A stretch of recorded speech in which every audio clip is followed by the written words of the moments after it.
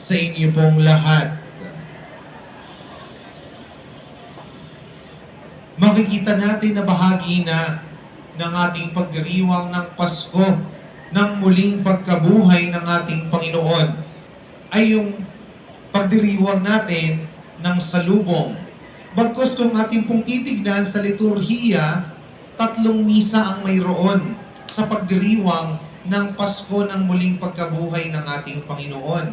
Una ay yung misa ng magdamag ang pagdiriwang ng Pasko ng muling pagkabuhay, yung Easter Vigil, yung ginawa natin kagabi. Pangalawa, yung ginagawa natin ngayon, ang misa ng salubong. At pangatlo ay yung misa sa mismong araw ng Pasko ng muling pagkabuhay. At bawat misa na ito ay may kanya-kanyang pinatutungkulan. Una ay ang pagtawid ng Diyos mula sa kadiliman tungo sa kaliwanagan. Kaya nga't kagabi sa ating Easter Vigil, mayroon tayong liturhiya ng liwanag na kung saan kinakatawan ng kandila ng Pasko ng muling pagkabuhay ang liwanag ni Kristo.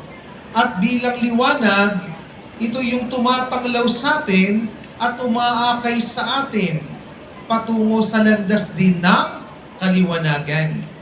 Ngayon, pinagdiriwang natin ang misa ng salubong, ang misa ng pagtatagpo, na kung saan ang katahimikan ng madaling araw na ito ay binasag ng pagbubunyi, ng pagpupuri, dahil sa dakilang pagtatagpo ng pagdadalamhati at ng kagalakan, ng dilim at ng liwanag, ng kamatayan at ng buhay.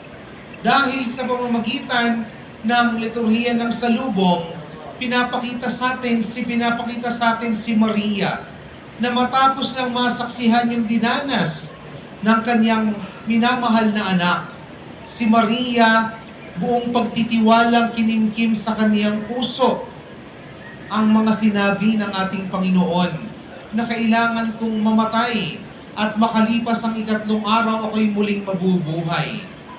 Na makikita natin na si Maria, tigip ng kalungkutan, ay patuloy na umasa, na nampalataya na ang kanyang anak ay muling mabubuhay. Kaya nga sa pagdiriwang natin ng salubong, makikita natin si Maria, tulad ng ating ginawa sa pasimula, na inalis